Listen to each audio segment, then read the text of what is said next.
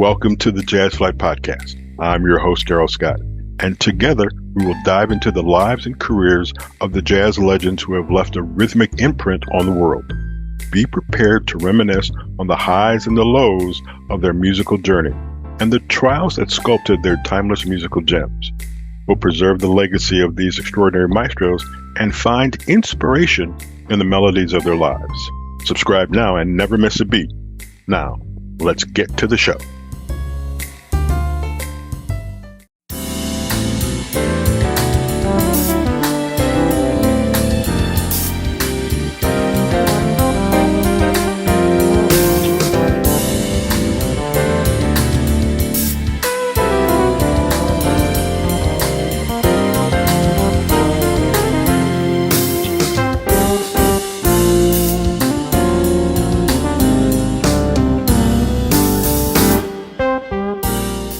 That is Romance from the CD of the same name.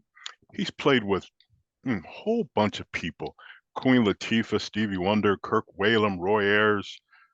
And he's actually from the city of Cleveland. And we're kind of friends from many, many years ago. Ladies and gentlemen, let me introduce you to Knick Smith. Nick, how you doing, man? I'm doing great. How you doing, Darrell? Thank you for this is my pleasure. We've known each other, and we won't get into the fact of how long we've known each other, but it's been a long time. Yes, it has. But the one thing I wanted to talk about to start this is your beginnings, because I know you were here in Cleveland, and the band name escapes me now. But your group was very popular. But the other thing, the other thing before that is, would we consider you a child prodigy? Because you've been playing since you were 2. Yes. Yeah. My mother discovered I could play at the age of 2. I mean, what I was playing, I wish I knew. That's interesting. I like to hear that record that you were playing. So go from there. So you're 2 years old. Let's maybe advance to the age of 12 or whatever. Were you constantly playing an instrument when you were that young? Well, it's funny. Just based off of what she told me, my mother was doing some laundry, and one of my brothers was outside, and my other brother was in the house. I have 2 brothers, Raymond and James. And my mother heard the piano playing, and she asked, I think it was my brother Raymond. She asked, "Who's playing the piano?" And he told her, "That's Knick." And she looked at him. She said, "Wait a minute, he's not even big enough to reach the pedal, so no way." So she came around the corner. And she had some clothes in her hand. And when she looked and she saw me playing, she just dropped whatever she had in her hand. And she's like, "Oh, my goodness, who taught you how to do that?" And I just looked at her and I said, "No one." And when my father came home from work, she said, "You got to come see this." And, my dad, he just got off from work. He was like, "What is it I need to see?" Yeah, exactly. Yeah. She said, "You got Knick, come here."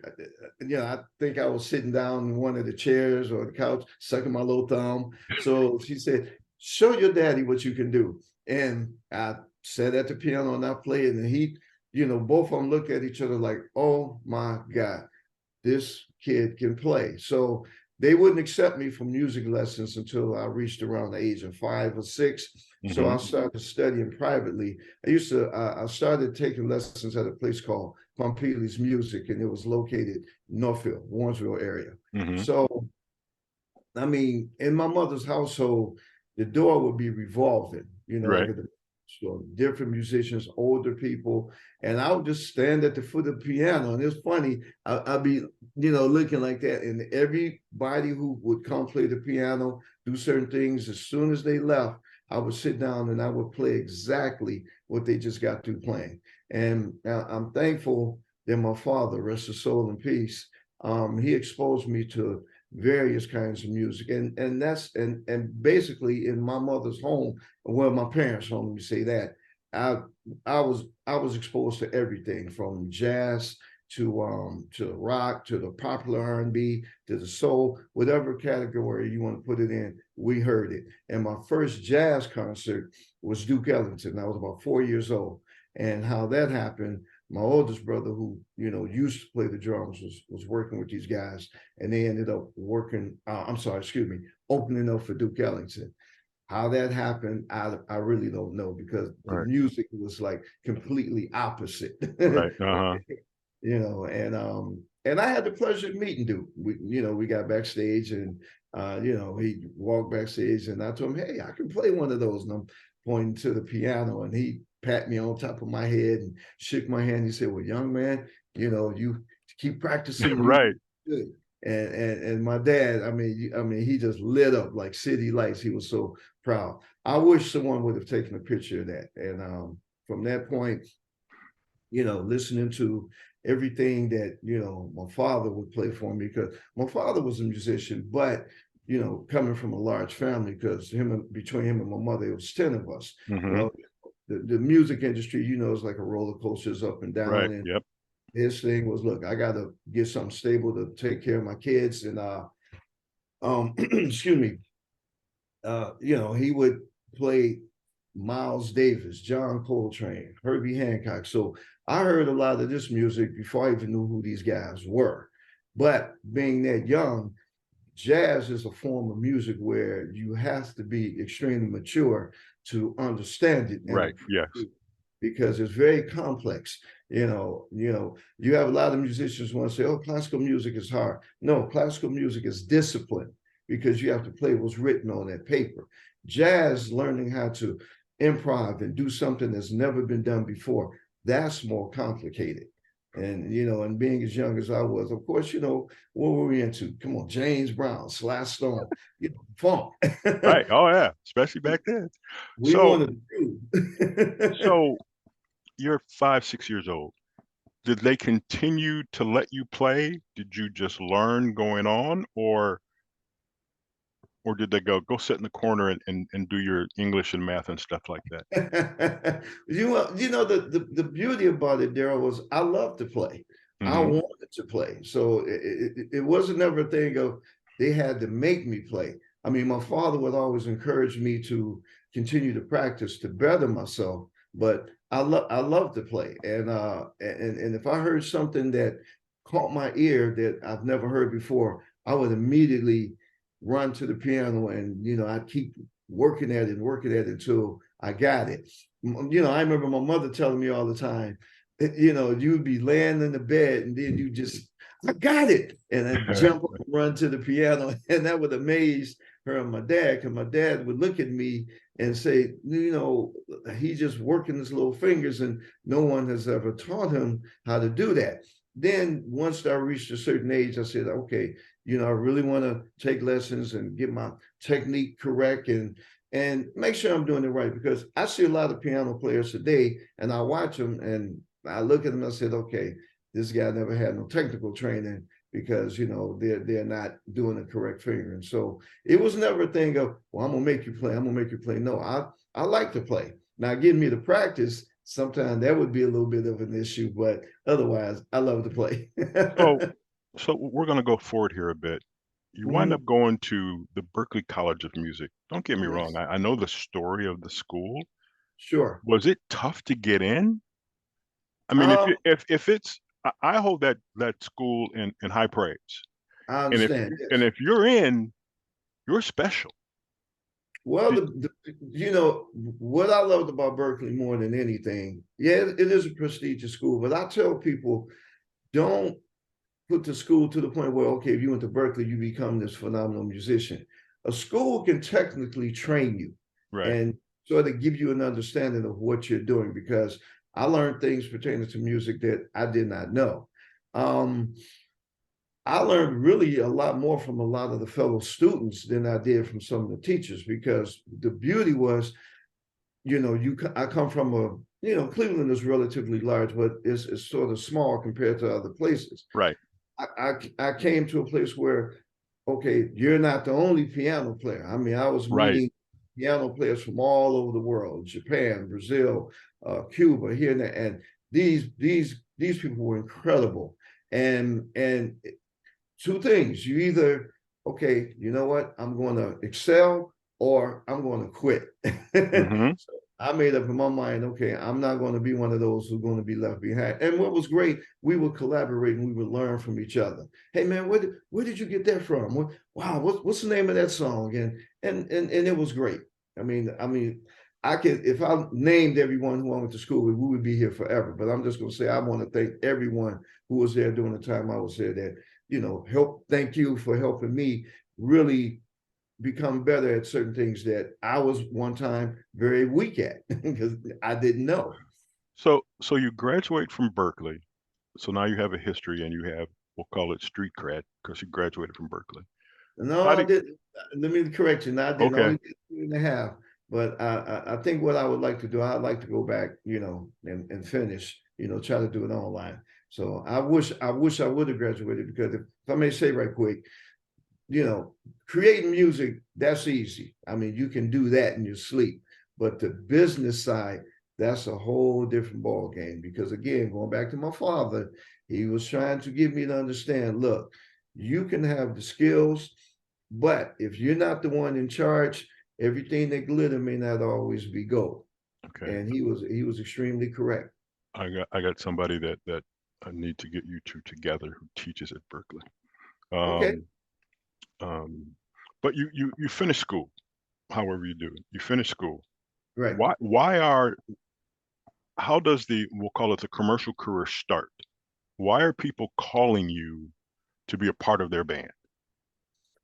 Well, it depends on what someone is looking for and the style and the preference of the music. Um, the most important thing is learning your craft. Little private lessons I have given, I try to encourage all of my students. If you don't complete school, get as much knowledge as possible, especially pertaining to the business. But pertaining to the art of playing, be honest with yourself. Okay. Know your weak from your strong. Okay. I need to improve on my inversions. I need to practice my reading. I need to practice my improv. What I see too much today is gimmicks and tricks. And a lot of people who's really not the level that they know that they're not on, they're getting all this accolade and fame and publicity. See, when I was growing up, the law was you couldn't sound like someone else. You Right. had to develop your craft. And if you couldn't play, oh, they will let you know. And the people who's checking you out will let you know.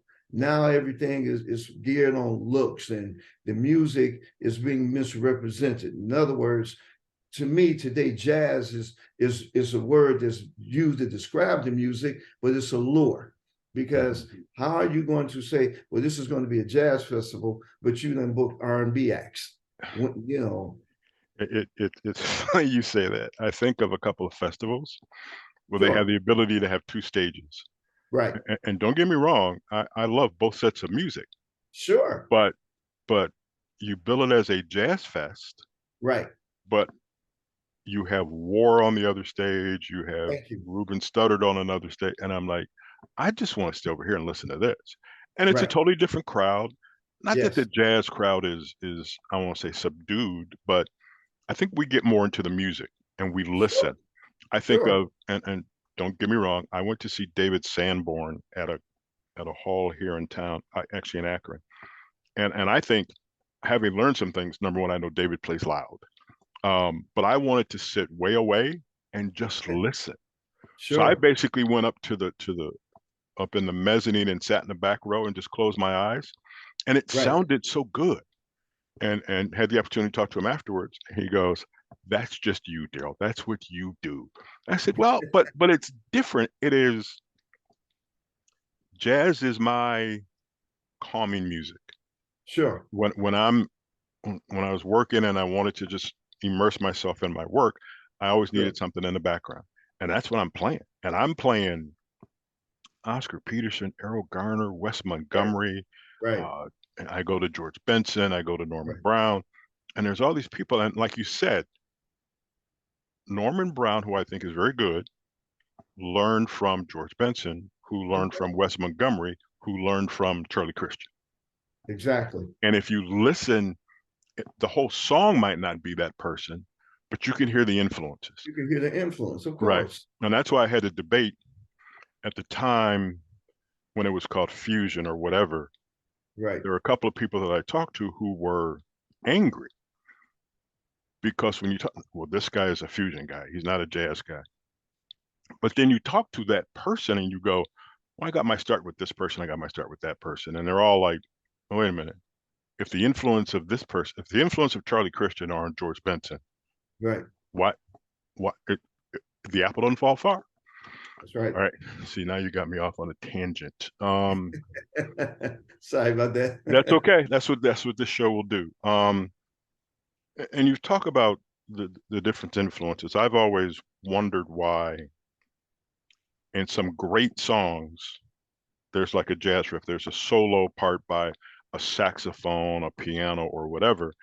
And especially in R&B, you can't get away from that. And to me, that's what makes the song. Right. Do you, when that opportunity comes up to, say, improv, to do your solo, Right. do you have one that's rehearsed, or do you just go, I'm going to go with the flow and what I feel right now? No, I like to spur the moment, because a rehearsed solo sounds predictable. Okay. Okay. I mean, I listen to various people play, and I may pick little nuances from someone. Like Chick Corea might play a certain little phrase. Right. Oh, I like that. Or a phrase from Herbie Hancock or George Duke or, Joe Sample or Oscar Peterson. Right. And let's go way back. Great pianists like Hazel Scott, people like that. So you grab a little something from everyone, and then not only just piano players but horn players too. Because Right. I love the way they phrase. I might pick up something from John Coltrane, Miles Davis, Cannonball, Bird, Sonny Stitt, so Joe Henderson. It depends on what do you want to present. What is it you would like to do? So, and these are the things that I would try to convey to some of the musicians I work with in Cleveland. And, some guys would get upset with me. I had one particular guy, I don't want to name no names, tell me, well, man, them guys died broke. And I said to him, what does that have to do with acquiring knowledge? Right. You more so basing how much money someone had. Learn what these guys did, because if it weren't for them, we wouldn't be doing what we do. They paved the way. Okay. So now, yes, I'm sorry. There are two things. That's all right. Mm-hmm. You talked about the difference between classical and jazz, and you said classical was more disciplined. Yes. And jazz is more, and I forget what you said, but to improv and create and do right. something that hasn't been done. Right. It is. Is it tough to do that crossover thing? Because there are some classical jazz pieces, I will say. Yes. And then there are some jazz pieces that are classical. Right. You can overlap. How Right. do you, if you're sitting on stage playing with somebody, yes, and they ask you to play, how do you separate that? Well, again, it depends on the nature of the music. So, for example, if I'm hired to do an R&B gig, which I have done, yes. I've worked with R&B groups. Well, in the R&B situation, you're just there to play a part. There, if I'm playing behind the singer, let's say, I'm trying to think who have I played with. Okay, like for example, I played with LeVert. Okay, Mm-hmm. Right. Played with Freddie Jackson, Glenn Jones, people like that. Okay, a lot of that music is 1, 2, maybe 3 chord changes at the most, and it may have a little bridge. Well, it wouldn't make sense for me to play a song that only requires a simple voicing, but then I add I play, an extended voicing. In other words, let's say if a song, for example, Pop Pop Pop, there was just 2 chord changes in that tone, C minor to F minor. Now I'm speaking technically about the music. Mm-hmm. Okay? It would not make no sense for me to play a C minor with the sharp 11. That's going to give it a completely different feel. Because when you're playing behind a vocalist, you'd be surprised a lot of these vocalists are well known, but musically, they don't know what you're playing. So you have to tune into them and make it where they're comfortable versus playing something, oh man, that's complex. Because I did that one time during the gig. I got bored and I started playing all these extended voices, and believe me, I got chewed up for doing that. Well, So that's the other thing. You think about it now for your own stuff, you're sure, disciplined because this is what you want to do for you. But when sure. you're playing for somebody else, are there occasions when you, I'll say, drift off or all of a sudden there's a chord change or something and you just go ahead and do it? Are you allowed? Not really, because basically, see, excuse me, when you're playing for R&B artists, unless you come across someone who's very musically intuitive and they Hmm. understand and they know, that's different. But when you're playing for someone, it's like you're here and you can't go here. You can't go outside that Right. box. Because if you give more than what's required, you can lose the job. So the discipline that I appreciate for doing those R&B gigs, which I grew up classically, listening to a lot of jazz and things of that nature. Okay, that's one aspect. The other aspect, okay, can you discipline yourself just to play simple? Because simplicity can be creative, Hmm. okay? But you have to make yourself say, all right, I'm not gonna go too far to this boundary. Right. Now, if you work with someone who's creative and they ask you, hey, let's do something a little different, now you got a little chance to demonstrate a little freedom, but you still got to keep it within a certain point because you don't want to go too far off the mark to lose the vocalist and the listener. Right. All right. This is kind of a twofold question. I know you've played with Roy Ayers, Kirk Whalum, Queen Latifah, Stevie Wonder, and you've done your own thing. Do you ever get, I don't want to call it confused, but when you're on stage doing their thing, Mm-hmm. what is the difference between you sitting there and being isolated and playing that part Mm-hmm. versus it's your show? Well, you just said it. When I got to play their music, I got to play what they require me to do. Playing with Stevie was an honor and a pleasure because one, a lot of people don't realize how jazz influenced Stevie Oh is. yeah. When you listen to his music is not no regular simple major minor chord changes. I mean, this man's harmonic structure is incredible. Tunes like "Send One Your Love," "Ribbon in the Sky," So, Hmm. and he loves Herbie. I mean, there's a song that him and Herbie did called "Chan's Song." You don't hear a lot of people play that song, and it's from the movie Around Midnight. Okay, and when you listen to the harmony in that song, I'm like, wow, this is not someone who's just a simple R&B player. This is someone who listens to certain things. And playing with him was funny. Stevie will test you. And the two songs that he tests you on is Giant Steps by Coltrane Really? and Spain by Chick Corea. And he does that to see, can you play? Wow. Yeah, yeah. So you're not just going to go in there playing Superstitious and I Wish. So see that's the thing that people don't know about. So like the next time when we see you in concert or if Stevie decides to do one last concert, those are the things now I pay attention to. I look for things Yes, like that. yes. There's a different way to listen to a concert than I did prior to having this conversation with you. You've also done a couple other things, and I guess it's Mhm. just to be busy. You've got a couple of soundtracks, Higher Learning, Yes. Sprung, Eddie with Whoopi Goldberg. It is the amount of time you have to compose a song for a movie soundtrack far shorter?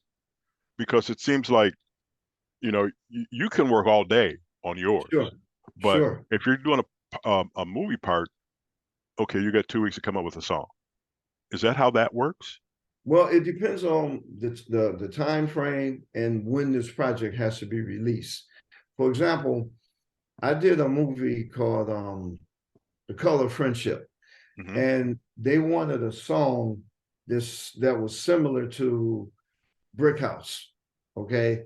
And Okay. but yeah, so so I said, okay, I got to come up with something different because you don't want it to sound too close to what the Commodores did. Right. Otherwise, you're looking at a lawsuit. Right.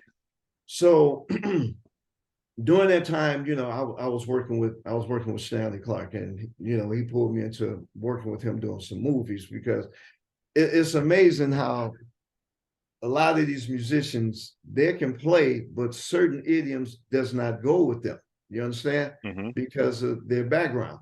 So he called me and he asked me to come up with this song. And I said, okay. He said, now make sure you don't, do the don't. Right. I said, okay, no problem. So I went to my studio, and I said, okay, because the name of the song was called She's Fine. And the guys who sang was a singing group called As Yet. And these guys sounded great. They had that Take Six vibe. Mm-hmm. So, and, just sitting down at my piano, playing a few different things. And then this groove came to my mind. I said, hey, wait a minute. Okay, let me try this. And then from there, I just started building, one layer at a time. And when I finished, I called Stanley. I said, hey, man, check this out. How does this feel? And he was like, man, that's great. I love it. That's perfect. Then I got together with As Yet. I gave them the track. They took him to the studio, and Stanley called me over and said, man, you got to come hear what these guys did to this song. And that's how that works. So it varies. Sometimes I might come up with something spur of the moment. Then some things may take a little longer. But it's an understanding of knowing what does the producer or the director want, because that's when that can be a little issue, because if you're dealing with someone who's not musical, them trying to convey to you what they're thinking, what they want for that particular scene, right? It can be tricky. So, but once I was told what they wanted, I said, okay, all right. So it was fun. Another highlight of your career, which mm-hmm. I know a lot about, is playing with the Tonight Show band. Oh, man. I can just imagine how much fun that was, because it just seems like here, you guys go out and play, you play here and just have fun. What was that like? That was a great experience. I mean, to get a chance to work with musicians of that caliber and as a dream come true, I never would have imagined I would have ended up sitting in the bandstand with these guys. Mm-hmm. And I knew most of the guys in the band because let me see. Well, Kevin Eubanks, him and Smitty, they went to Berkeley before me. Right. And I was very aware of his music. And Smitty and I, we met in New York when I was working with Hush Productions, playing for Freddie. We used to work rehearse at a studio called Rocket. And Smitty was in another room rehearsing with a very good friend of mine, Greg Osby, who was a phenomenal saxophone player. Yeah. Well, before I met Smitty, when I got to Berkeley, I was hearing about all these drummers, Tommy Campbell, Jeff Tane Watts, Marvin and Smitty Smith.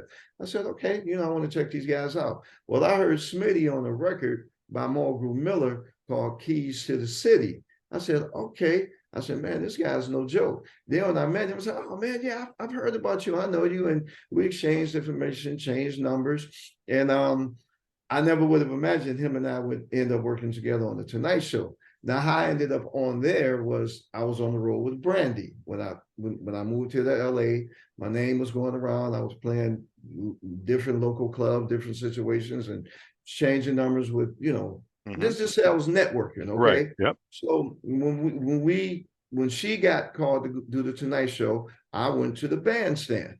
I knew Bob Hurst from playing with Wynton. Let's see, who else? Kevin. And I knew Jeff, and I sat down at the piano and I started playing, and Kevin was looking at me and he was checking me out, and I played some of his music, and he was mm-hmm. like, man, you're one of the first cats I met who know my music.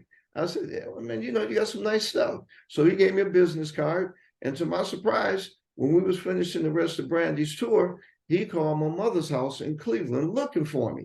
My mother reached me. I was in another part of California. And she told me, hey, Kevin Eubanks called you. You might want to call this number real quick. So when I got back to my hotel room, my roommate, this guy named Alex, he was on the phone. I said, yo, Alex, I need to use that phone, man. I got to make a very important call. Okay, man. I said, no, it ain't no in a minute. I need that phone now. So, I made the call and, hey, man, would you like to do the Tonight Show? Would I like to do the Tonight Show? Yes. You don't have to ask me twice. So you're in the process now of recording some new music. Can you tell us about that? Well, like I said, I have a bunch of material that I've recorded quite some time ago, but I want to incorporate some of that with the stuff that I want to do and dedicate it to Ike. It's been suggested to me because of the way the standards are today, you don't have to do an hour's worth of music. So matter of fact, who said it to me was Will Downing. He told me, he said, hey man, your last CD was great. I loved it. But when you do your next project, just do about 6 songs because we don't have CDs no more. Right. Now, I know they're bringing vinyl back, yes. which I sort of question that, but you can't duplicate vinyl. That's the only reason I said, right. Okay, great. Bring something back that you can't record. So I want to do, I'm really not certain, but I just wanted to be some music that everyone can enjoy. I don't really want to put it in a specific category. What I like to do is take all the elements that I've learned and I'm trained to play and combine it and use it because, I wish everyone would get away from sounding alike. Yes. That's part of the reason why I'm sorry, no offense, I can't get into the smooth jazz because everyone sounds alike. Right. When you and I were coming up, Roy Ayers didn't sound like Milt Jackson or Bobby Hutcherson. Ronnie and Grover didn't sound alike, and they were playing commercial music. Right. The law was you have to do something creative and something different. Okay. Herbie and Chick don't sound alike. They may sound similar, but you knew them as soon as you heard them. Right. Yes. Boy Tyner, he had his own sound. Oscar Peterson, Art Tatum. But now a lot of these guys who they think is so great, I'm sorry if I'm offending someone, I just got to speak the truth. Not okay, not. So when can we expect the new music? Right now I'm in the process of preparing for 2 upcoming gigs that I'm going to be doing in August, and I'm happier than a kid going to the amusement park because I'm going to have the pleasure and the honor to be working with my great friend and brother, Mr. Dennis Chambers. Okay. It's going to be the band is going to be myself, Dennis Chambers, Kenny Davis, Roger Byam on tenor sax, Eddie Allen on trumpet, Jeff Robertson vocals. Jeff, by the way, is on my CD. That's him singing 1999. Can't Get Enough of Your Love. And any of the male vocals, that's Jeff Robertson. And on percussion is my business partner, Mr. Landis Pierce. It's going to be great. We're going to play music from all 3 CDs. It's Like That, Influence, and Romance. And a few tunes I did some arrangements on. By the way, I did an arrangement on Stevie Wonder's tune, Overjoyed. You've never heard it like this. And I saw Stevie at his last NAMM, and I got a chance to get up to him. I told him, hey, Stevie, I did an arrangement on your tune, Overjoyed. He said, what? I want to hear it. Cool. So keep us abreast of that. Yes. So I know you have played a lot of different places and venues and whatever, and played for a lot of different people. We want to change your role. We want you to be the listener. So if you could sit front row center and listen to somebody play, who would it be? Oh, okay. Well, let me ask a question. What style of music are we talking? No. You get to choose whatever. Okay. If it's a jazz concert, I would love to go see Wynton again because I saw him back in October with the Lincoln Center Orchestra. Darrell, I gotta say, that music, it just took me to a whole nother level because it felt so good to hear acoustics versus electronics. I have nothing against electronics, but just to hear everything, to hear the string arrangements, to hear the horn section, and he composed all that. That music was just so uplifting, so spiritual, and so beautiful. I was like, wow. And I know Wynton, and I talked to him afterwards, and I told him, I said, brother, you are a genius. My next choice, my brother and friend Gonzalo Rubalcaba. I told Gonzalo, your mom should have named you Godzilla because that man is a beast on the piano. Wow. All right, we'll have to check out. Actually, we'll put something out there that tell people to list their discography. Last question. Yes. I know in your house you have tons of music, and you and I are old enough, you know why I hesitate when I say that, because I don't know whether to call them CDs or albums or MP3s now. Sure, It's like we've lived through it all. sure. What is it that you are consistently listening to, or what is your go-to song, CD, whatever? Oh wow. It's really it's difficult to say one specific thing. It depends on the frame of mind. If Right. I if I want to hear some straight ahead and I'm on guard, I'll pull out some old Herbie, some McCoy, Joe Henderson, because I have a variety of a little bit of everyone. If I need that influence, some Freddie Hubbard, some Miles, just to, okay, let me go ahead and rehash this particular tune and listen for something that I may have overlooked or missed, because I'm always looking to try to grow, to do something different. I don't like to do things the same way over and over again, because to me, that's repetition that gets boring. I like to try to challenge myself, and I've had people say that to me. Wow, I've heard you play, but you always doing something a little different than I've heard you do before. And I'm like, great, that's my goal. Because I don't want no one to be able to predict me. Nick, it's been an absolute pleasure catching up and everything. Thank Always you, wishing Joe. you the best. Thank you. Whatever I can do to assist, let me know. Of But course. we will look forward to the new CDs and make sure that your concert work gets out there so people can go and attend. So let's wrap this up. So I'll just say thank you for listening to Jazz Flyte the podcast. We will talk again next week.